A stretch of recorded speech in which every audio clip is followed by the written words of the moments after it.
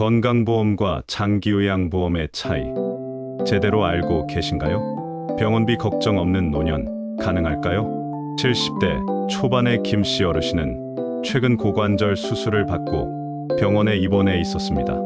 입원비와 수술비, 치료비까지 겁부터 나는 상황이었죠. 그런데 다행히 대부분 건강보험에서 지원이 되었고 일상으로 회복된 후에는 장기요양보험을 통해 방문 요양 서비스를 받을 수 있었습니다. 보험 없었으면 큰일 날 뻔했지. 나는 김어르신의 말이 귓가에 맴돕니다. 이처럼 우리는 나이 들수록 병원과 요양시설을 자주 이용하게 되는데 그때 가장 필요한 두 가지 제도가 바로 건강보험과 장기요양보험입니다. 하지만 많은 분들이 이 둘의 차이를 명확하게 알지 못한 채 살아가고 있습니다. 이제부터 김 어르신의 사례를 통해 우리에게 꼭 필요한 이 두 제도의 차이를 쉽게 풀어드리겠습니다. 건강보험이란 병원비의 든든한 울타리입니다. 건강보험은 우리가 병원에 갔을 때 진료비나 치료비를 국가가 대신 일부 부담해주는 제도입니다. 국민 누구나 의무적으로 가입하며 월급에서 자동으로 일정 비율이 빠져나가죠. 예를 들어볼까요? 감기나 고혈압 치료를 받았을 때, 수술이나 입원이 필요할 때, MRI나 CT 같은 고가의 검사도 일정 부분 지원됩니다. 건강보험의 핵심은 질병이나 상해 등 의료행위 전반에 대한 보장입니다.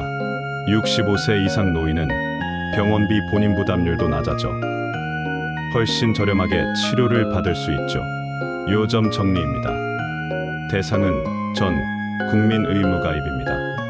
목적은 질병과 상해 치료 시 비용 부담 완화입니다. 보장 내용은 진료, 수술, 약값, 검사비 등이며 본인 부담률은 나이에 따라 차등 적용되며 노인일수록 낮습니다. 장기요양보험이란 일상을 도와주는 손길입니다.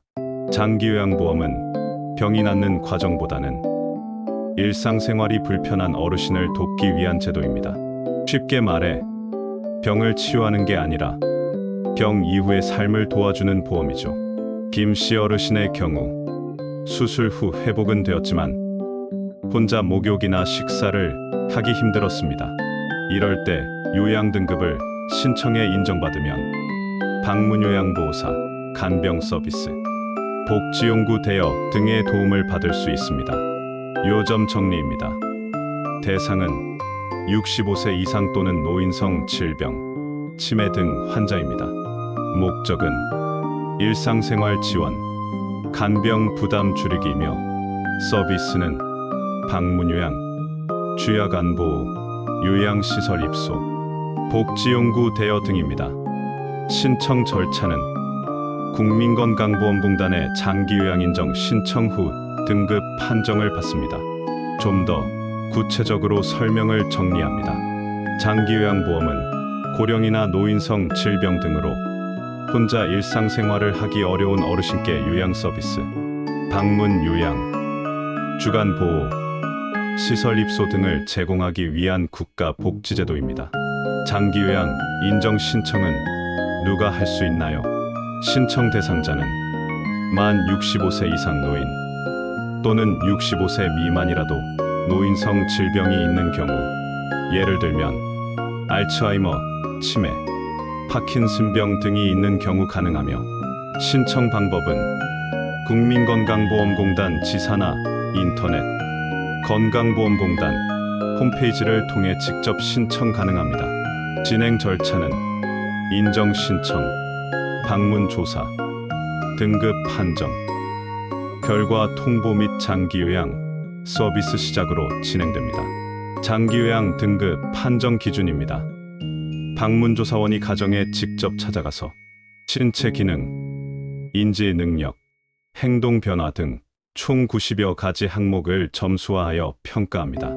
등급은 총 6개로 나뉘며 점수 기준은 다음과 같습니다. 1등급은 95점 이상으로 전적으로 타인의 도움이 필요한 상태입니다. 2등급은 75점에서 94점으로 대부분 일상생활 도움이 필요한 상태입니다. 3등급은 60점에서 74점으로 부분적으로 도움이 필요한 상태입니다. 4등급은 51점에서 59점으로 가벼운 도움이 필요한 상태입니다. 5등급은 치매 등 특정 질병이 있는 경우 주로 치매중증 환자 대상으로 점수 기준은 없습니다.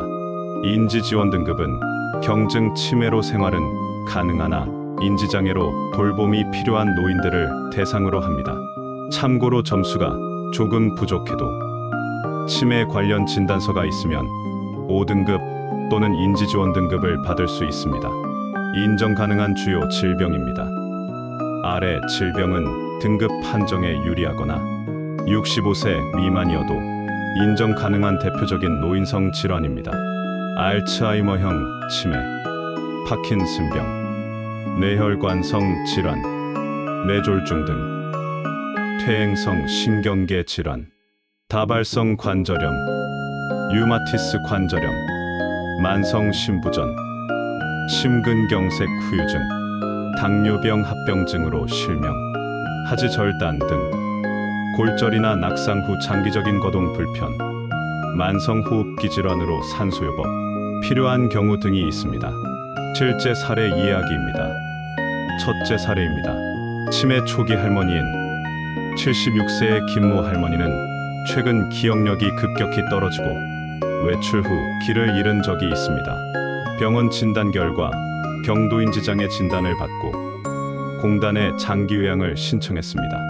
방문조사 점수는 낮았지만 진단서를 제출하여 인지지원 등급을 받았습니다. 이후 방문요양 서비스를 주 3회 받으며 타사 및 인지 활동 지원을 받고 있습니다. 두 번째 사례입니다. 뇌졸중 후 마비된 69세 남성. 이모 씨는 69세에 뇌졸중을 겪고 오른쪽 팔다리에 마비가 생겼습니다. 화장실 사용, 식사, 보행 모두에 도움이 필요한 상태입니다. 방문조사 점수 80점으로 2등급 판정. 주간보호센터 이용과 방문 목욕 지원으로 생활의 질이 향상되었습니다. 마무리입니다. 등급이 낮다고 실망하지 마세요. 등급이 낮아도 복지연구 지원, 방문요양 등 맞춤형 서비스가 제공됩니다. 치매 가족이 있다면 꼭 진단서를 준비하세요. 등급을 받을 수 있는 중요한 요소입니다. 불복 신청도 가능합니다. 결과가 마음에 들지 않으면 이의 신청으로 재심사를 받을 수 있습니다. 건강보험과 장기요양보험은 목적이나 질병치료, 일상생활지원 등에서 큰 차이가 있습니다. 두 제도 모두 국민건강보험공단에서 운영하지만 성격은 매우 다릅니다. 건강보험은 병을 고치는 데 집중하고 장기요양보험은 회복 후의 삶을 도와주는 제도입니다. 몰라서 못 쓰는 사람이 없어야 합니다. 장기요양보험은 신청해야 받을 수 있습니다. 그런데 많은 어르신들이 귀찮다, 나보다 더 아픈 사람 많겠지라는 생각에 신청조차 하지 않습니다. 하지만 꼭 기억하세요. 혼자 목욕, 식사, 화장실 이용이 어렵다면 신청 대상입니다. 치매나 파킨슨병 같은 노인성 질환도 해당됩니다. 동네 병원에서 의사 소견서를 받고 국민건강보험공단에 신청하면 됩니다. 신청 후에는 공단 직원이 방문해 일상 기능을 평가하고 등급 판정을 받게 됩니다. 등급에 따라 받을 수 있는 서비스가 달라지죠. 함께 사는 노년을 위하여 김씨 어르신은 말합니다. 내가 아플 땐 건강보험이 도와주고 약해졌을 땐 장기요양보험이 손을 내밀어줬어. 우리는 모두 언젠가 늙고 누군가의 도움이 필요해집니다. 그게 나일 수도 우리 부모님일 수도 있습니다.